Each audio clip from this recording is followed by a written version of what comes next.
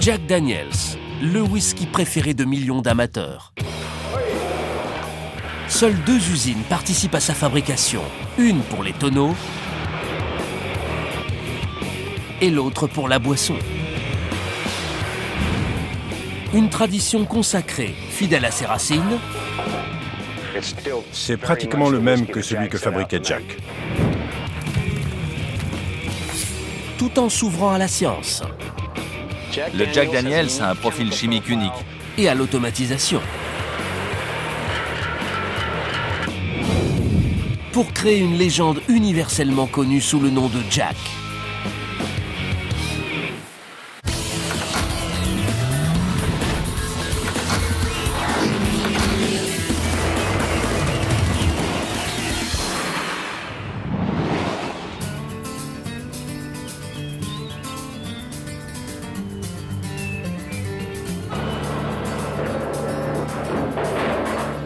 Chaque bouteille de Jack Daniels vendue dans le monde sort de cette distillerie de la petite ville de Lynchburg, dans le Tennessee.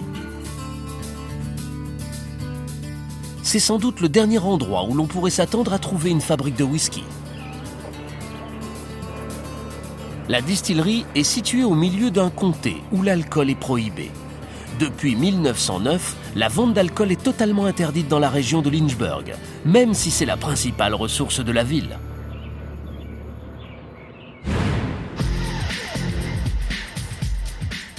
Le whisky est fabriqué juste à côté du centre-ville, sur une exploitation de près de 73 hectares qui compte 9 zones de production. La source, les zones de broyage et de fermentation, les alambics, les brasiers, la salle d'adoucissement, celle de mise en fût, les entrepôts de vieillissement et enfin l'usine de mise en bouteille. 375 ouvriers, dont certains appartiennent à des familles travaillant ici depuis 3 générations, confectionnent un whisky vendu dans 130 pays.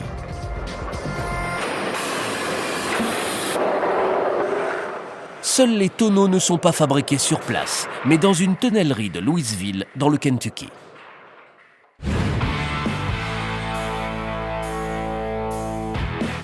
Le Jack Daniels se présente sous 3 formes. L'incontournable Old numéro 7, le Gentleman Jack, filtré 2 fois, et le top du top, le Single Barrel. À la base, ils sont tous faits avec le même whisky et le même type de tonneau. Les 3 variétés sont le fruit de différents procédés et filtrages intervenant avant la mise en bouteille.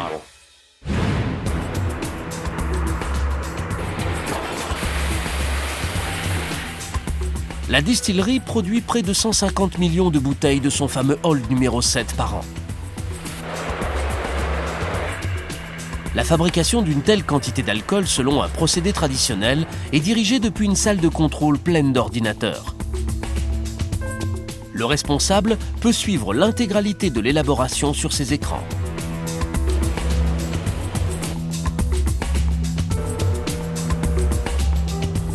Il a à sa disposition 7000 données et les images filmées par des douzaines de caméras éparpillées sur tout le site. Nous suivons tout ce qui se passe depuis l'alimentation en eau jusqu'à la fermentation du mou, en passant par l'arrivée des céréales. Il y a ici 12 moniteurs et une 60aine d'écrans. Une alarme retentit pratiquement toutes les 5 secondes.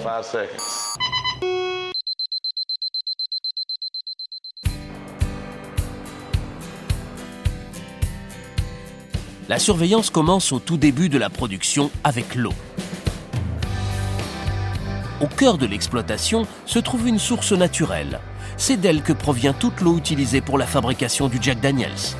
L'eau jaillit du sol à une température constante de 13,3 degrés et de mémoire d'homme, la source ne s'est jamais asséchée. L'eau est filtrée par la roche calcaire qui en ôte tout le fer et la rend idéale pour le whisky. L'eau ferrugineuse est redoutable. Elle tue le whisky, comme on dit. Elle le rend noir et amer.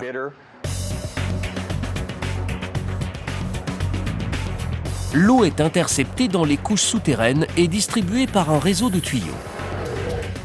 L'élaboration passe alors à une autre étape, le broyage du grain.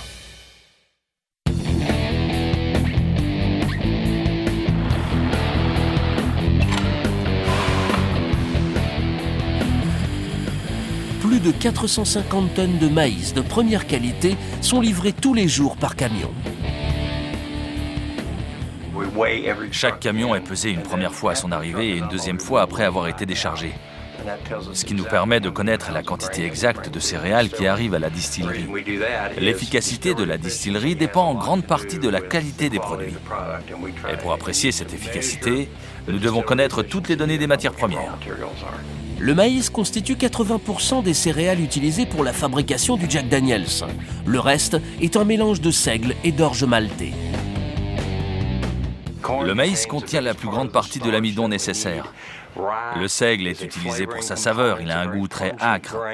Le malt renferme une enzyme qui va catalyser la dégradation de l'amidon en sucre fermentescible. Les céréales sont déversées dans un système clos et engrangées dans une douzaine de silos de 9 mètres de haut. Nous avons à tout instant un jour de matière première d'avance.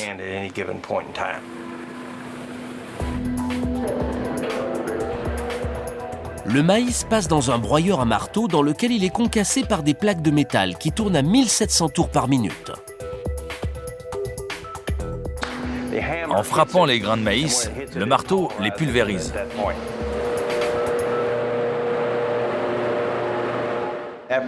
Une fois terminé, c'est une espèce de farine de maïs qui ressort du broyeur. Des broyeurs différents réduisent le seigle et l'orge de la même façon. Les céréales sont maintenant prêtes à être brassées avec l'eau de la source pour créer une mixture magique qui est à la base de toutes les bouteilles de Jack Daniels.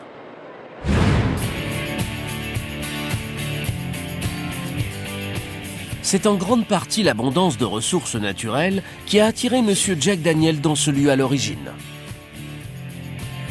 Jack Daniel a vraiment existé. Beaucoup de gens pensent que c'est une invention, mais ce n'est pas le cas. Son véritable nom était Jasper Newton Daniel et non pas Jack. C'est un pasteur de la région qui lui a appris à faire du whisky alors qu'il n'était qu'un adolescent. Et la distillerie de Jack a été la première à être enregistrée par le gouvernement fédéral en 1866. Mais on ignore presque tous les autres détails concernant sa vie et son whisky, ce qui décuple le charme de la marque. Toutes sortes de mystères entourent cette marque et son inventeur. Personne ne sait exactement quand Jack Daniel est né, ni pourquoi il a choisi de faire des bouteilles carrées. Même l'origine du fameux nom Old numéro 7, vieux numéro 7, est une énigme. Certains disent que c'est parce que le 7 porte bonheur, d'autres qu'il a eu 7 maîtresses et que la 7e était sa préférée. J'en doute. L'aurait-il surnommé vieux numéro 7? Sans doute pas. D'autres pensent que c'était sa 7e cuvée et que c'était celle qu'il trouvait la meilleure, d'où Old numéro 7. Quelle qu'ait été la véritable histoire, l'actuel numéro 7 est fidèle à la recette d'origine de Jack. C'est pratiquement le même que celui que fabriquait Jack. Nous nous sommes contentés de faire évoluer sa recette et d'utiliser une technologie plus moderne. C'est particulièrement vrai en ce qui concerne le prochain ingrédient clé, la levure. Dans ce laboratoire, un biochimiste étudie le micro-organisme unicellulaire utilisé pour transformer le mélange eau et céréales du Jack Daniels en alcool, pour voir s'il est sain. Il faut déposer une goutte précisément dans les rainures pour qu'elle coule en dessous et puisse être étudiée correctement au microscope. Aussi incroyable que cela puisse paraître, ces cellules descendent directement de la levure utilisée il y a près de 150 ans. Perpétuer la culture de la levure est une chose qui se pratique depuis les tout débuts de la distillerie, lorsque Jack Daniel la dirigeait. Nous avons ainsi le caractère exact de l'alcool distillé. Sous le microscope, la levure a la forme apiculée caractéristique. Et cette génération est en très bonne santé. Elle se reproduit très rapidement. J'observe sa forme et sa taille. Je veux m'assurer qu'elle bourgeonne, qu'elle se reproduit activement. Cette cellule en est au premier stade du bourgeonnement. Vous voyez le petit bourgeon. Celui-ci est légèrement plus gros, et encore plus gros. Et là, la cellule fille a presque la même taille que la cellule mère. Elles vont bientôt se scinder et le processus va recommencer de nouveau. Cet échantillon est prêt à engendrer une nouvelle génération de levure. L'opération se déroule en laboratoire, dans des conditions rigoureusement contrôlées. Il est crucial que les cultures soient stériles, qu'aucune bactérie ne soit introduite. La levure doit être le plus active possible pour pouvoir fermenter dès qu'elle est placée dans la cuve de fermentation et prendre de vitesse tous les contaminants naturels qui pourraient avoir été introduits avec les céréales. Cette culture est vivante, elle est active. On le voit au dégagement de CO2, ces bulles, cette mousse. Cette culture a quelques jours et je vais la transférer dans une autre culture.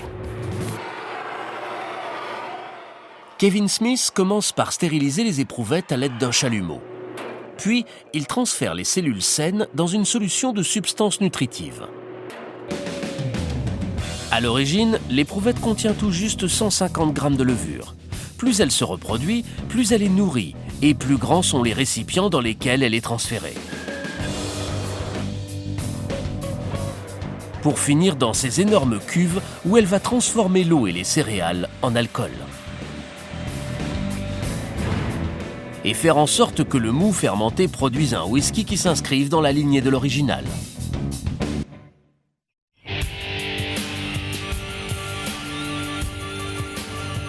Dans la distillerie, eau, céréales et levure arrivent ensemble dans la zone de fermentation.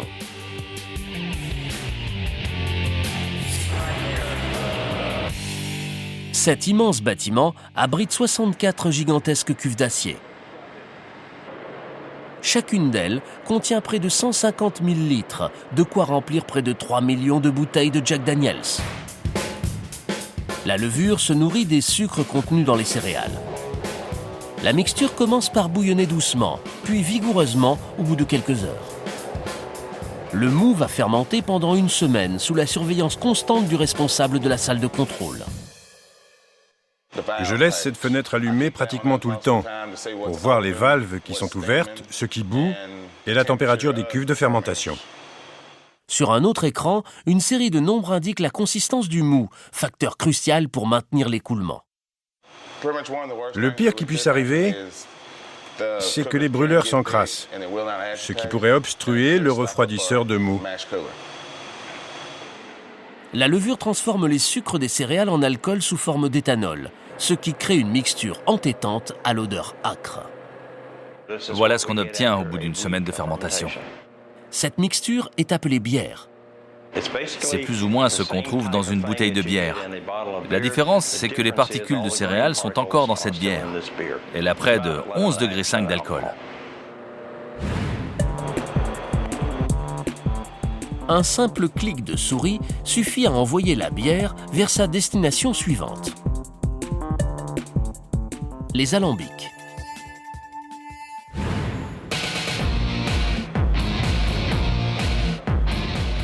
Dans ce bâtiment de 18 mètres de haut, 4 énormes alambics transforment la bière en une autre forme d'alcool, beaucoup plus pure et plus forte. Cette opération est appelée distillation.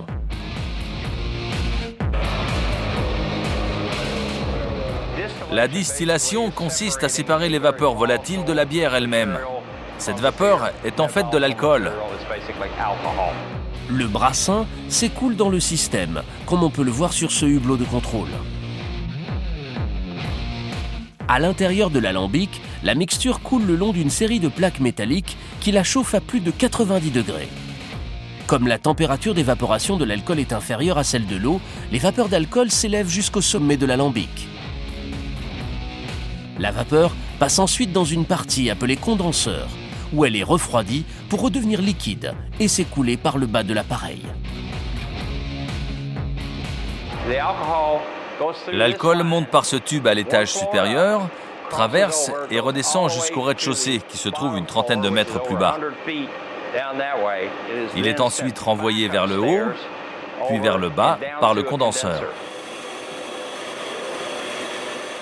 La liqueur distillée s'écoule de l'alambic à la vitesse de 34 000 litres à l'heure. Contrairement au produit fini, le liquide est clair comme de l'eau de roche, mais son taux d'alcool est beaucoup plus élevé, 70 degrés. En effet, sans les tonneaux, le whisky ressemblerait à de l'eau minérale. Et il manquerait au Jack Daniel's l'un de ses principaux ingrédients.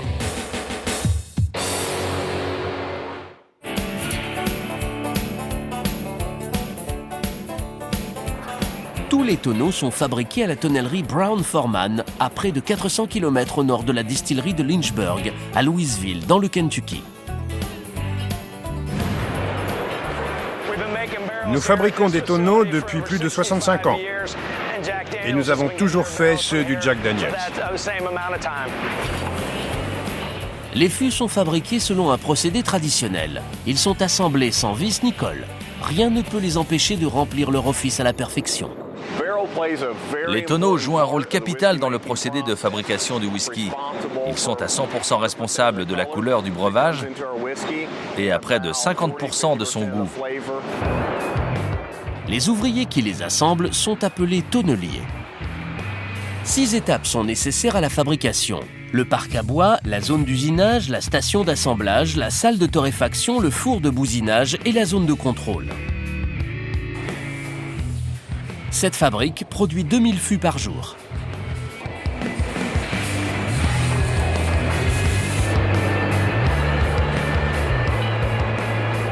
Toute l'énergie nécessaire au fonctionnement de la tonnellerie est fournie par des générateurs alimentés par les chutes de bois et la sciure. Près de 6 mois après son arrivée, le bois est enfin parfaitement sec. Il peut alors être transporté dans la zone d'usinage.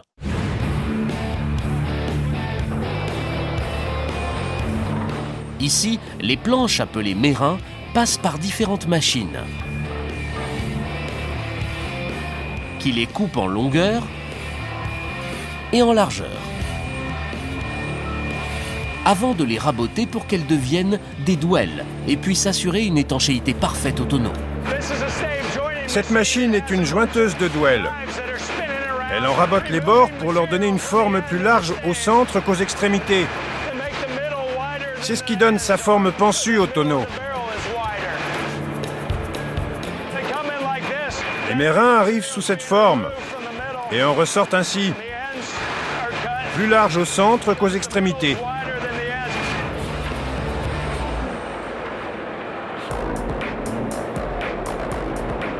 Les 2 fonds arrondis des fûts sont eux aussi fabriqués en chêne blanc et assemblés sans colle ni vis. Ils sont coupés par une scie.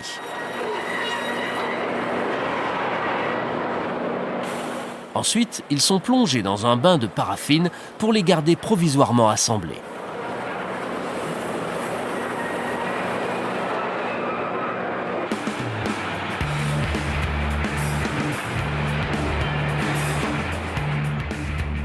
Un ouvrier marque toutes les douelles qui sortent des jointeuses avant qu'elles ne soient envoyées dans la station d'assemblage.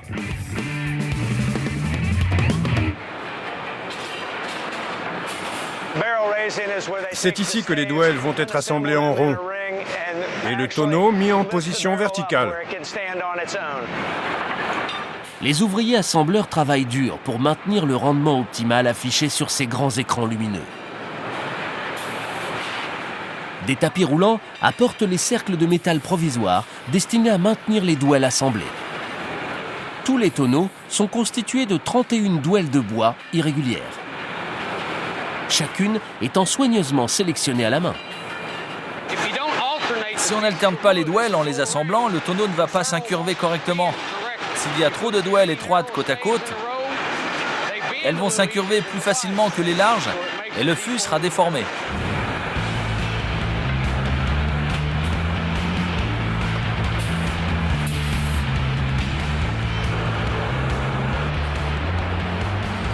L'étape suivante consiste en un bain de vapeur.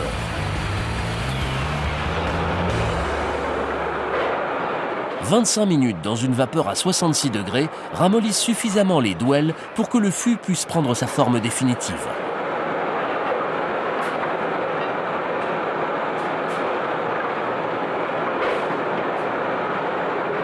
Le bois est alors flexible et il peut être cintré. On peut placer un second cercle provisoire sans que les douelles se cassent.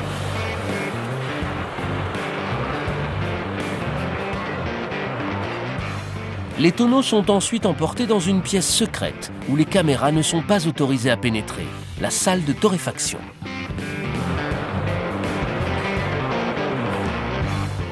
Derrière ces murs, ils vont subir une procédure inédite utilisée uniquement pour Jack Daniel's. Les fûts sont exposés à une légère chaleur rayonnante, tout comme on fait griller une tranche de pain, ce qui fait remonter les sucres et les caramels à la surface du bois.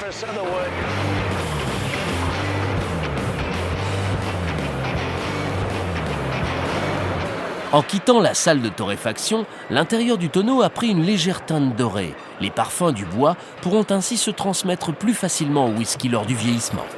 Les ouvriers utilisent un miroir pour vérifier la couleur et s'assurer que le bois a été grillé uniformément.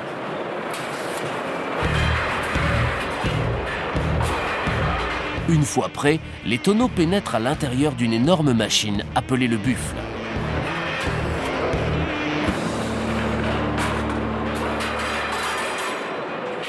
Une barre de fer prend le fût sur le tapis roulant et le place dans la machine. Deux autres cercles provisoires sont enfilés autour de la partie centrale.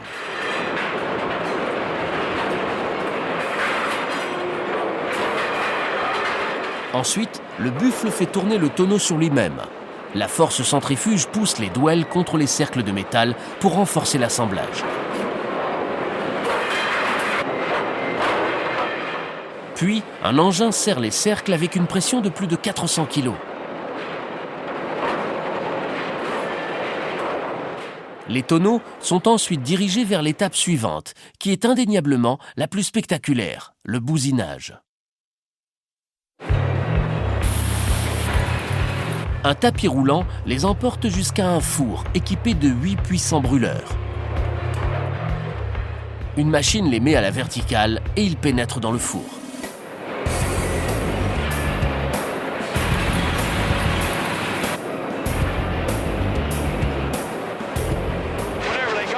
Ils arrivent au-dessus de la flamme. La flamme augmente et carbonise l'intérieur. Les brûleurs embrasent les tonneaux pendant près de 25 secondes.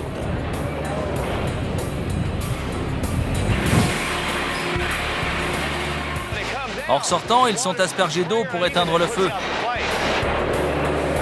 150 tonneaux par heure passent par le four de bousinage.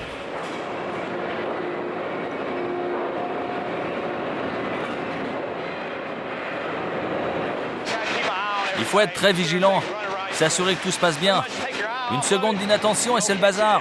On peut être blessé, tomber et être brûlé. J'essaie de garder mes distances, mais je brûle quand même mes habits et mes gants fondent. Mais sans le feu, le Jack ne serait jamais le Jack. C'est aussi ça qui lui donne son goût. Il s'imprègne du bois, de ses parfums, de sa texture. Ensuite, les fonds sont mis en place.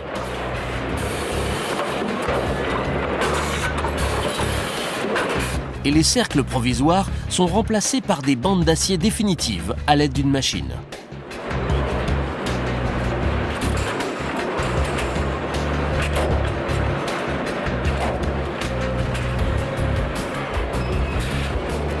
Avec une perceuse à colonne laser, un ouvrier fait dans le tonneau un trou appelé trou de bonde.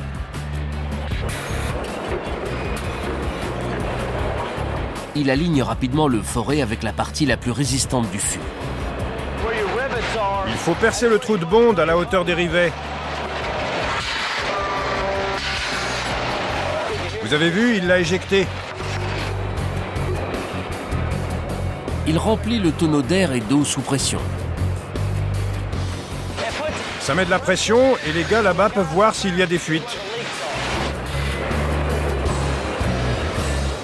Le tonneau est ensuite emporté vers la dernière étape de la production, la zone de contrôle. On cherche des fuites, des trous de verre, des fentes, des mauvais joints, comme celui-ci par exemple.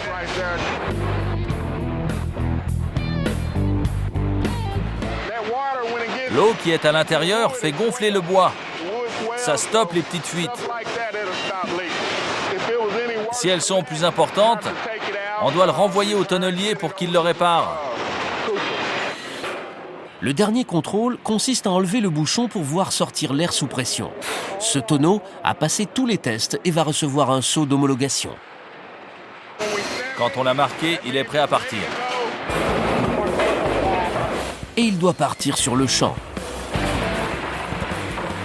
Parce qu'un tonneau vide est un tonneau sur le point de tomber en 1000 morceaux.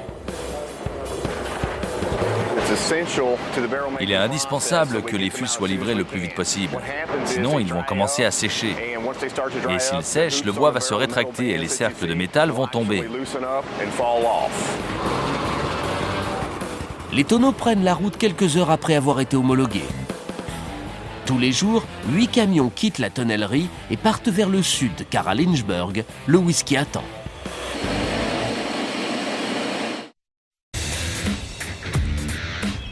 Dans la distillerie, les alambics rejettent 34 000 litres de liqueur distillée à l'heure.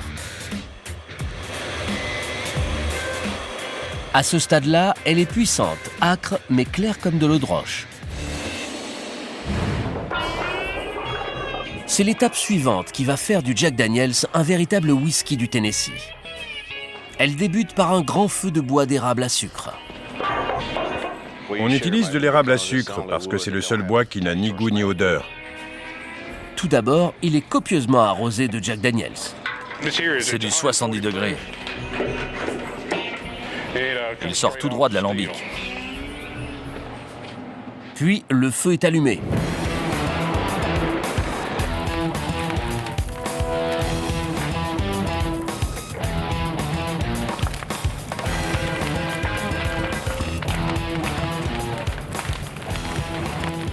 Une heure plus tard, le bûcher s'effondre et le bois a été transformé en charbon. Un jet d'eau stoppe la combustion. Puis, le charbon passe dans un broyeur qui le réduit en boulettes d'1 demi-centimètre. Lorsqu'il sort du feu, il est trop gros. Il doit avoir la taille d'un petit pois.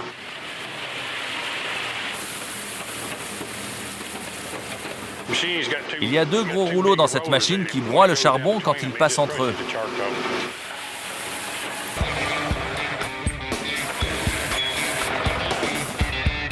Le charbon fraîchement broyé est ensuite transporté jusqu'à la salle d'adoucissement.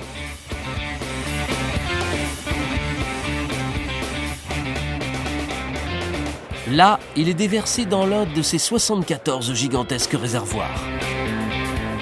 C'est là qu'il va rencontrer le whisky qui arrive directement des alambics par un réseau de tuyaux.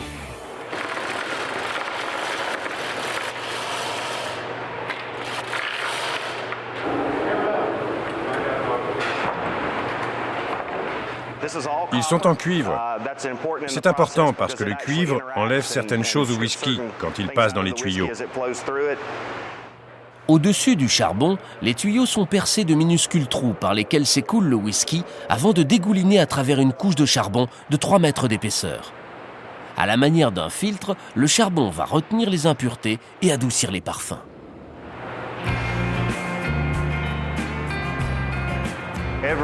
Chaque goutte de whisky doit traverser 3 mètres de charbon avant de ressortir par le bas. Les huiles présentes dans les grains sont absorbées par le charbon. Et le liquide qui ressort est beaucoup plus léger et plus doux. C'est un whisky clarifié. C'est ce procédé qui distingue le Jack Daniels des bourbons fabriqués dans les autres distilleries du sud des États-Unis. Le Jack Daniels est très proche du bourbon. Mais comme chaque goutte de whisky s'écoule à travers 3 mètres de charbon, c'est ce qui lui vaut son appellation Tennessee Whiskey.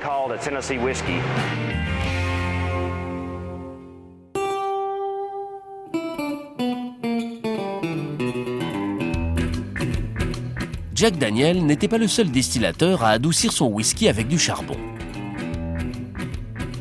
Mais ce qui a fait sa particularité, c'est son étonnant talent pour les relations publiques, à une époque où le terme n'existait pas encore. Monsieur Jack était un grand novateur. Il savait que la musique pouvait attirer les foules. Alors il a fondé le Jack Daniel's Silver Coronet Band, qui venait jouer dans son bar sur la place. La réputation de Jack Daniel se propage rapidement bien au-delà de la petite place de Lynchburg. En 1904, il présente son whisky à un concours lors de la Foire internationale de Saint-Louis. Il y avait des juges venus du monde entier pour ce concours. Ils ont estimé que cette petite distillerie du Tennessee fabriquait un whisky remarquable et lui ont attribué la médaille d'or.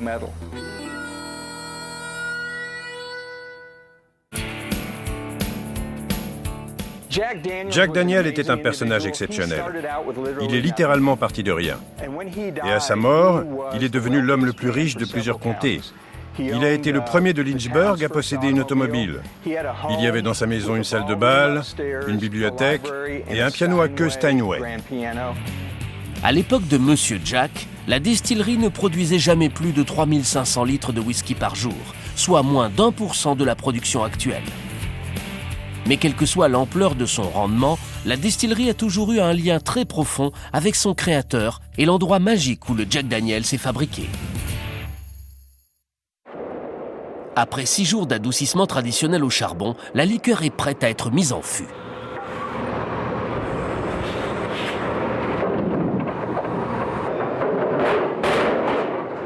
« 2000 tonneaux flambant neufs arrivent presque chaque jour à Lynchburg.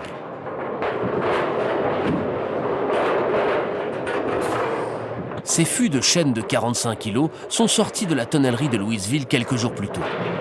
Ils sont maintenant prêts à accueillir dans leur flanc le breuvage légendaire pour lequel ils ont été créés. L'alcool distillé et filtré est dirigé de la salle d'adoucissement jusqu'à la zone de remplissage des fûts. Une équipe de 2 hommes y verse près de 380 000 litres de whisky par jour.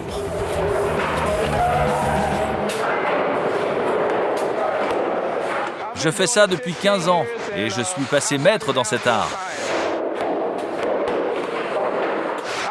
J'en remplis environ 1000 par jour, et lui aussi. Ici, l'odeur du whisky pénètre dans les pores de la peau et le danger est constant. Le whisky est très inflammable. À cette étape-là, il titre encore 70 degrés et émet des vapeurs potentiellement mortelles d'alcool éthylique. Il peut s'embraser instantanément ou même exploser s'il est confiné et exposé à une source d'ignition. À partir de la mise en fût, de plus en plus de contrôles de sécurité sont effectués, à l'aide d'un appareil permettant d'évaluer les niveaux de vapeur dans l'air. Cet engin donne une indication sonore et visuelle, ainsi que numérique du danger potentiel. S'il se met à clignoter, que vous entendez une alarme sonner et que je pars en courant, faites comme moi.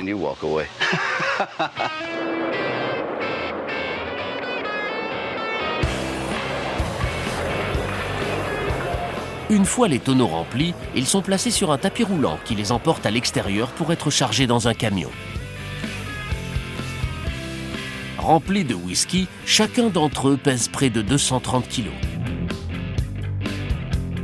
Ils doivent être rangés d'une façon particulière. Je dois aller de l'autre côté. Pour qu'ils soient immobilisés et ne risquent pas de se fracasser contre les parois du camion.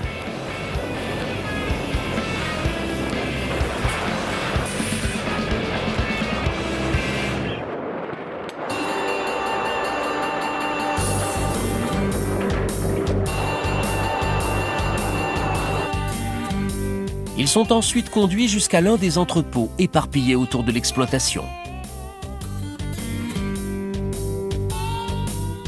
C'est dans ces bâtiments de bois que l'alcool distillé subit son ultime transformation.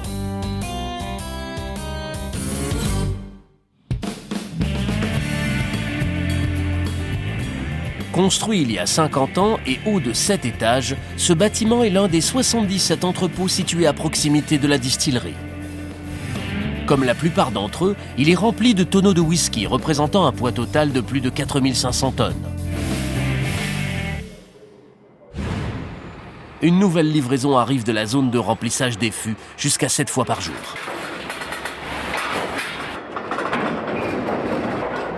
Des ouvriers transportent directement les tonneaux jusqu'à un vieux monte-charge grinçant.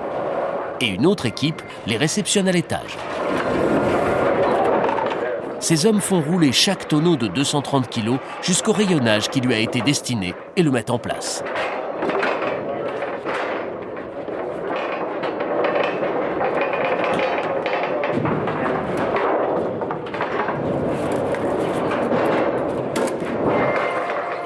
La plupart des entrepôts sont équipés d'un système de sécurité rudimentaire pour éviter que le bâtiment ne s'écroule sous le poids des tonneaux.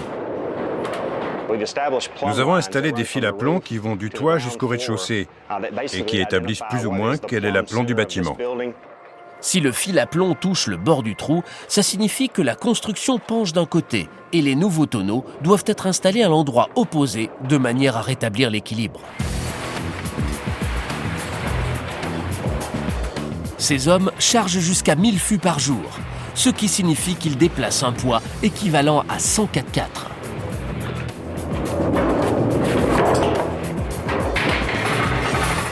Ça a l'air simple, mais ça ne l'est pas.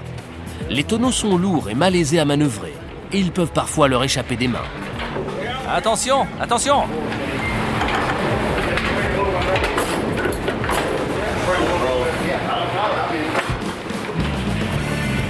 Chaque centimètre de cet endroit est plein à craquer. Jusqu'à 200 000 tonneaux de whisky y vieillissent sur des rayonnages de bois.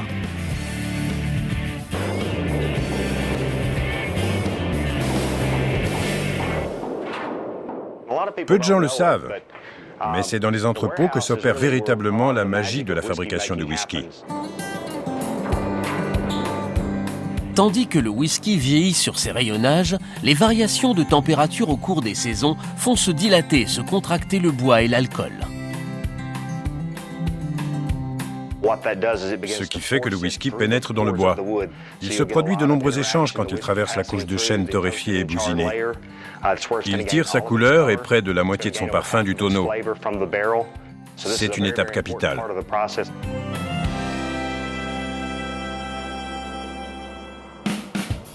L'emplacement précis où les tonneaux sont entreposés joue un rôle considérable dans la façon dont le whisky vieillit. Plus l'étage est élevé, plus la température varie et plus le bois transmet de parfum. C'est pourquoi il est crucial de garder un compte-rendu détaillé de l'emplacement et de l'historique de chaque tonneau. Le dernier étage engendre un goût particulier, réservé au top du top, le single barrel. Nous appelons cette partie le perchoir des anges. C'est l'endroit le plus haut et le plus chaud de l'entrepôt. Et c'est là qu'il y a le plus d'interaction entre le whisky et le tonneau. On obtient un caractère et un arôme d'une très grande intensité. Mais sur le perchoir des anges, une plus grande quantité de whisky s'évapore des fûts. C'est ce que les distillateurs appellent la part des anges. Ici, la part des anges représente près de 30% de perte. Il est donc logique que les anges aient choisi cet endroit.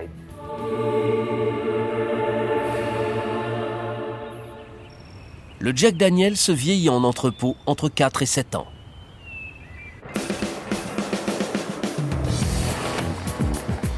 Cependant, l'épreuve ultime n'est pas celle du temps, mais celle de l'arôme et de l'apparence. Tout d'abord, je prélève un échantillon et ensuite je place une cheville de cèdre. C'est un bois plus tendre que le chêne et il va s'adapter au trou. Il s'enfonce facilement et ne risque pas de pourrir.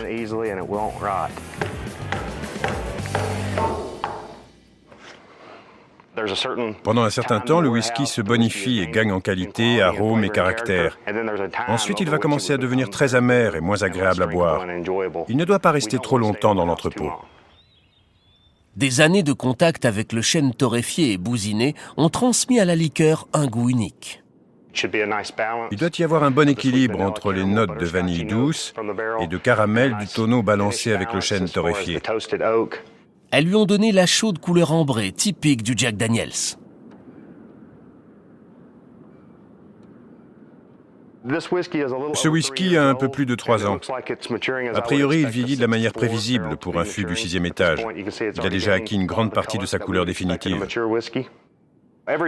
Chaque goutte de Jack Daniel's est claire comme de l'eau de roche quand elle entre dans le tonneau. Mais vous voyez qu'en 3 ans, il a déjà pris une belle teinte ambrée. Cette couleur est le fruit du temps passé dans le tonneau.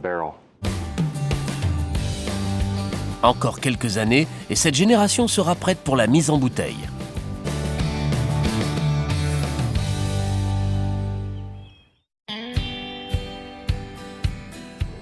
L'heure a enfin sonné. La liqueur est transportée dans l'usine de mise en bouteille, où 8 chênes terminent le travail dans un fracas de verre et de moteur.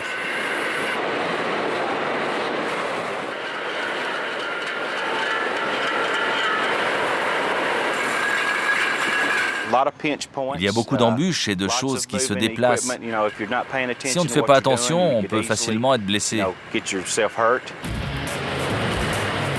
Le danger provoqué par les vapeurs de whisky est plus élevé que n'importe où ailleurs. C'est un lieu où la présence de caméras est rarement autorisée. Nous faisons très attention à n'introduire aucune source d'ignition dans ce bâtiment. L'opération commence par l'arrivée des cartons remplis d'une douzaine de bouteilles vides.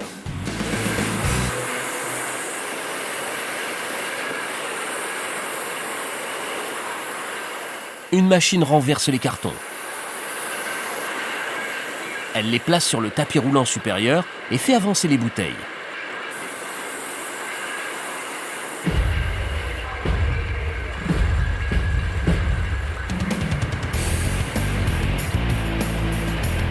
Ces dernières pénètrent ensuite dans une machine complexe qui ressemble à un carrousel. Là, elles sont attrapées par le goulot et soulevées jusqu'à une tête de tirage.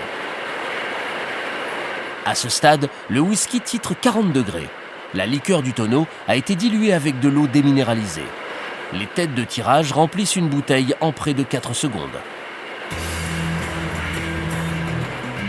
Pendant le transport vers l'étape suivante, un écran de plexiglas empêche que des débris puissent tomber dans le précieux liquide avant que les capsules ne soient mises en place.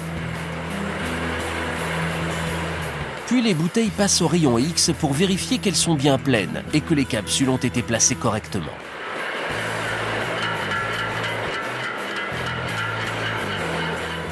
Ensuite vient le tour de l'étiquetage. D'un côté, la machine aspire la colle et de l'autre, elle prend l'étiquette et la colle délicatement sur la bouteille.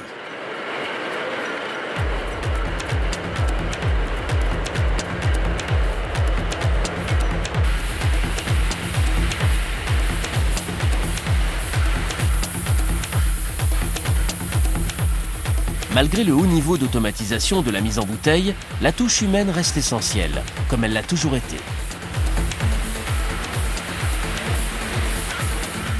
Il faut de nombreuses personnes pour faire passer une bouteille du début à la fin de l'opération.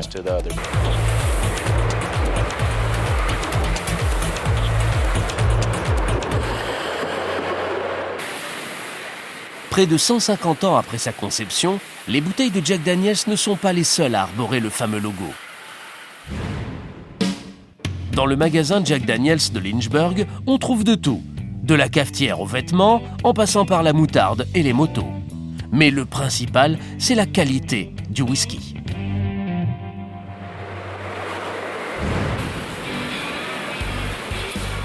Avant que ces cartons ne soient prêts à quitter la distillerie, chaque lot est soumis à une ultime mais cruciale épreuve. C'est le maître goûteur Jeff Norman qui est chargé de vérifier que le produit reste stable au cours des années.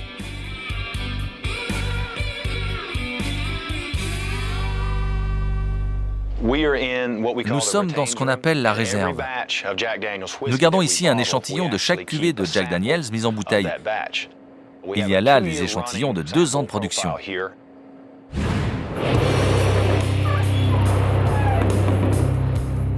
Tous les vendredis, Jeff Norman accueille un défilé d'employés dans une pièce remplie de ce qui ressemble à des isoloirs. Ce sont les goûteurs officiels de la distillerie. Ils sont tous employés dans d'autres départements, mais ce jour-là, ils participent à une dégustation collective. Chaque semaine, une centaine de personnes effectuent une dégustation en aveugle avant que le whisky ne soit expédié.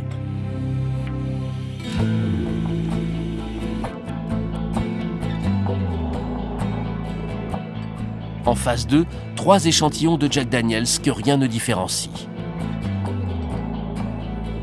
Ils vont devoir identifier ceux qui ont un goût différent. Nos employés vont humer et goûter le whisky. Pour que les goûteurs restent alertes, les origines de chaque échantillon varient.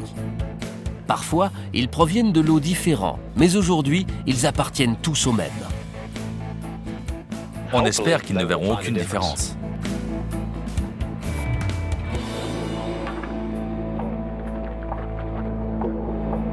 Et ce jour-là, ils donnent tous la bonne réponse. Les 3 échantillons sont identiques. Ce whisky est prêt à conquérir le vaste monde, après avoir été fabriqué avec amour dans une toute petite ville du Tennessee.